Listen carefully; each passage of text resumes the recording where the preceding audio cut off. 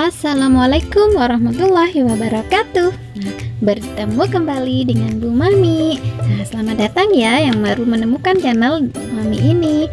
Kali ini kita akan belajar tema 4, subtema kedua, pembelajaran ketiga. Sudah siap belajar anak-anak? Let's go.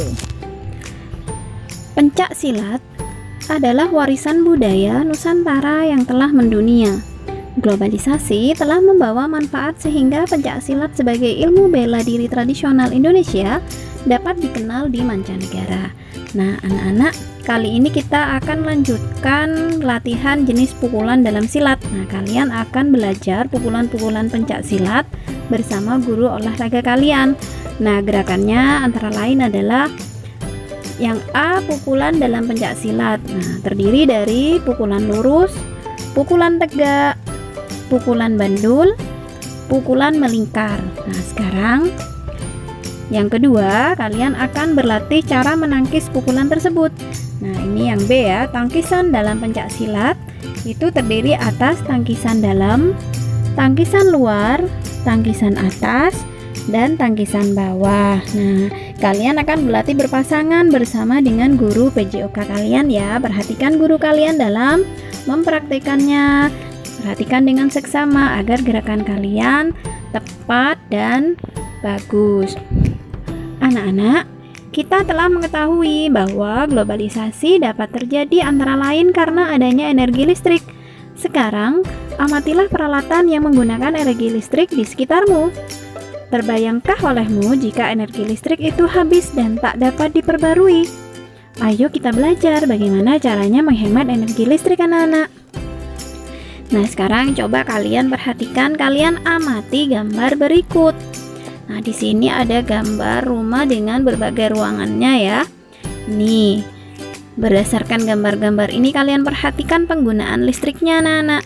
Nah, itu kita lihat ruangan yang atas dulu ya, yang atas sebelah kiri. Nah, di situ ruang tidur ya, ruang tidur anak. Di situ yang menyala adalah lampu ruangan. Tuh, kemudian lampu belajar serta lampu tidur sama-sama dihidupkan semua, dinyalakan semuanya. Kemudian ruangan atas yang kedua adalah ruang kerja. Nah, ruang kerja ayah ya mungkin ya di situ. Nah, di situ yang dinyalakan adalah lampu ruangan dan menyalakan komputer. Kemudian ruangan yang di bawah, kita lihat yang pertama sebelah kiri itu adalah kamar mandi. Nah, di situ di kamar mandi itu ada yang dinyalakan adalah lampu kamar mandi ya. Kemudian juga menyalakan hair dryer atau pengering rambut. Kemudian ruangan sebelahnya adalah dapur. Nah, ibu di situ sedang memasak ya. Di situ yang menyala adalah lampu ruangannya saja atau ruangan dapurnya saja. Kemudian ruang keluarga. Nah, di sini yang menyala adalah lampu kipas angin, televisi, dan radio atau tape recorder. Di situ sama-sama dinyalakan semua. Nah, sekarang mari kita jawab pertanyaan berikut berdasarkan gambar yang barusan kita amati anak-anak. Pertanyaan yang pertama, apa peran energi listrik di era globalisasi saat ini? Nah, yaitu listrik mendukung perkembangan teknologi di era globalisasi. Segala aktivitas manusia terbantu oleh adanya teknologi seperti adanya peralatan listrik. Yang kedua, tuliskan ruangan yang boros listrik. Nah, berdasarkan gambar tadi ya. Ruangan mana anak-anak? Iya, yaitu ruangan keluarga. Karena di ruang keluarga itu semua dinyalakan. Lampu ruangan, televisi, kipas angin, dan tape recordernya dinyalakan. Tapi tidak ada yang menggunakan, tidak ada yang menonton TV, ya kan? Tidak ada orangnya. Harusnya dimatikan. Kemudian yang ketiga, menurutmu apa dampak sikap hidup boros listrik bagi warga sekolah? Nah, yaitu menambah tanggungan listrik bagi pihak sekolah serta menambah biaya SPP bulanan siswa. Keempat, mengapa kita perlu menerapkan sikap hidup hemat listrik? Yaitu karena sebagian besar dari pusat pembangkit listrik menggunakan bahan yang tidak dapat diperbarui seperti batu bara dan gas suatu saat akan habis. Selain itu, penggunaan listrik yang berlebihan dapat menimbulkan pemanasan global. Yang kelima, yaitu berikan 3 contoh sikap hidup hemat listrik yang sudah kamu terapkan dalam kehidupan sehari-hari. Contoh sikap saya untuk menghemat listrik adalah dengan mematikan lampu ketika tidak dibutuhkan, menghidupkan keran air seperlunya, dan mematikan kipas angin jika tidak digunakan. Anak-anak, mengapa kita perlu menerapkan sikap hidup hemat listrik? Ya, seperti tadi, karena listrik tadi pembangkitnya itu menggunakan bahan bakar yang tidak dapat diperbarui. Salah satunya adalah batu bara dan gas alam, sehingga kita harus menghemat penggunaannya jika bahan-bahan bakarnya itu sudah habis. Nah, apa yang akan kita rasakan anak-anak? Nah, listriknya pun tidak akan bertahan sampai di masa depan. Nah, seperti itu. Nah, anak-anak, sekarang Ibu akan membacakan sebuah teks eksplanasi. Kemudian kalian akan menuliskan informasi penting dalam setiap paragrafnya. Nah, kamu akan diberi waktu untuk menuliskan informasi tersebut. Setiap satu paragraf selesai dibacakan. Nah, kemudian setelah dibacakan, kalian isi pada diagram halaman 72 ya. Seperti yang kemarin sebelumnya kita sudah membuat atau mengisi diagram tentang informasi penting suatu teks. Yang pertama itu tentang paragraf 1 tentang topik masalah, paragraf 2 tentang deret penjelas, ketiga deret penjelas, keempat simpulan dan pesan pendapat pribadi penulis. Nah, anak-anak, simak ya dengan baik teks yang Ibu bacakan. Mengapa harus hemat listrik? Hampir semua kegiatan manusia di era globalisasi ini membutuhkan energi listrik, mulai dari kegiatan rumah tangga, perkantoran, pertokoan, pabrik, atau industri. Bahkan aktivitas pribadi pun memerlukan tenaga listrik. Tanpa listrik, kita tidak bisa bayangkan bagaimana jadinya kehidupan manusia di masa kini dan di masa yang akan datang. Namun, di balik manfaatnya, energi listrik ternyata juga memiliki dampak negatif bagi kehidupan di bumi jika kita menggunakan secara berlebihan.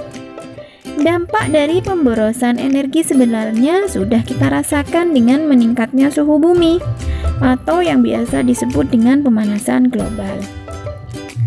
Meningkatnya suhu bumi antara lain disebabkan oleh gas buangan dari produk elektronik seperti AC dan kulkas, serta gas hasil pembakaran dari kendaraan bermotor.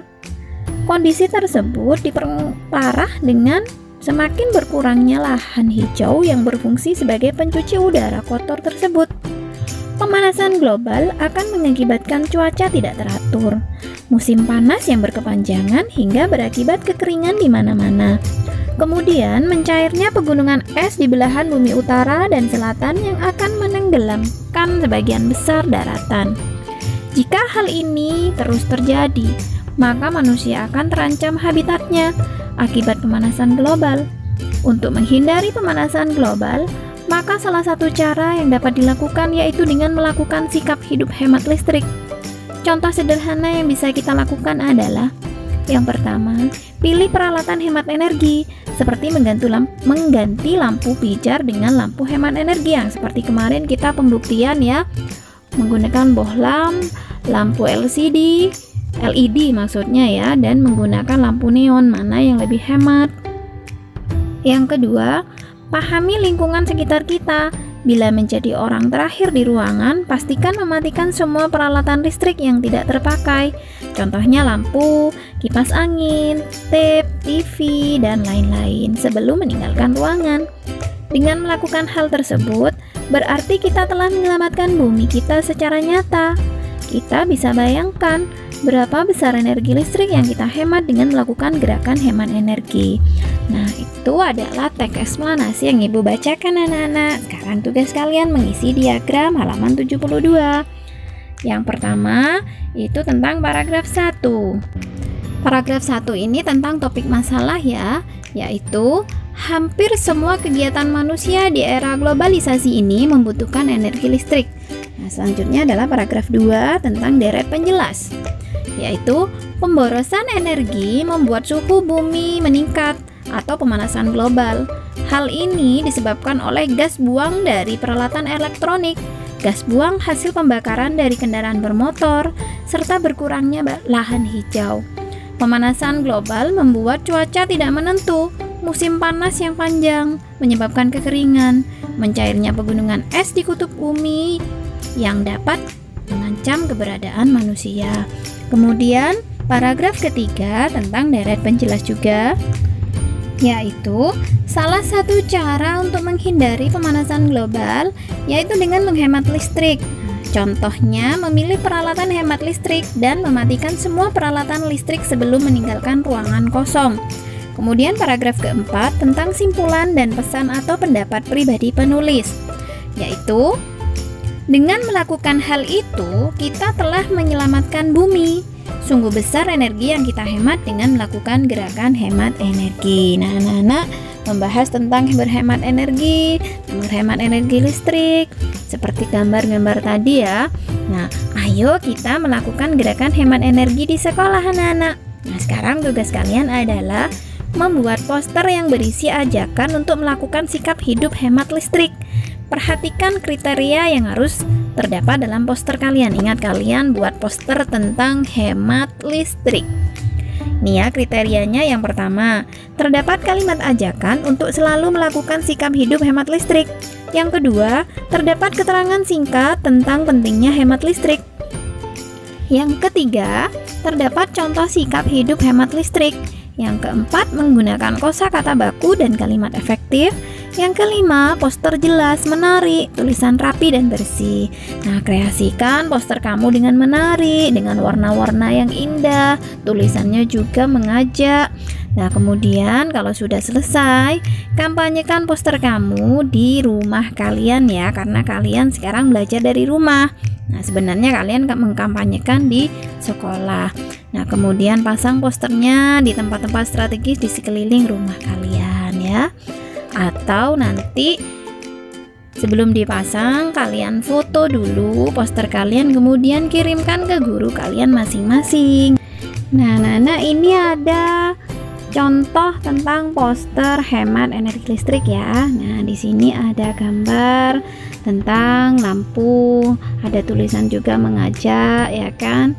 Kemudian gambarnya juga menarik. Ini contoh dari poster hemat energi listrik anak-anak. Kalian bisa berkreasi lagi, entah peralatan apa yang akan dihemat kalian. Seperti itu ya. Untuk lebih jelasnya, kalian buka deskripsi video ini anak-anak, ada link tentang cara membuat poster hemat energi listrik.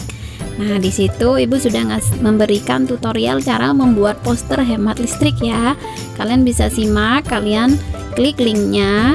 Nah, di situ kalian bisa belajar cara-cara membuat poster yang baik. Atau kalian bisa langsung klik ini link kartu yang di atas ini ya. Kalian bisa langsung klik ini yang ada di atas ini. Nah, itu langsung tertuju pada tutorial pembuatan poster hemat energi ya. Nah, anak-anak, demikian pembelajaran hari ini. Semoga ilmu yang kita dapat dan pelajari hari ini bermanfaat. Terima kasih yang sudah mengikuti pembelajaran sampai selesai. Jangan lupa yang belum like, subscribe. Jangan lupa ya, like, subscribe, dan hidupkan notifikasi loncengnya agar kalian tidak ketinggalan video pembelajaran selanjutnya. Mohon maaf apabila ada penjelasan dan perkataan Bu Mami yang kurang tepat. Ibu akhiri, terima kasih. Wassalamualaikum warahmatullahi wabarakatuh.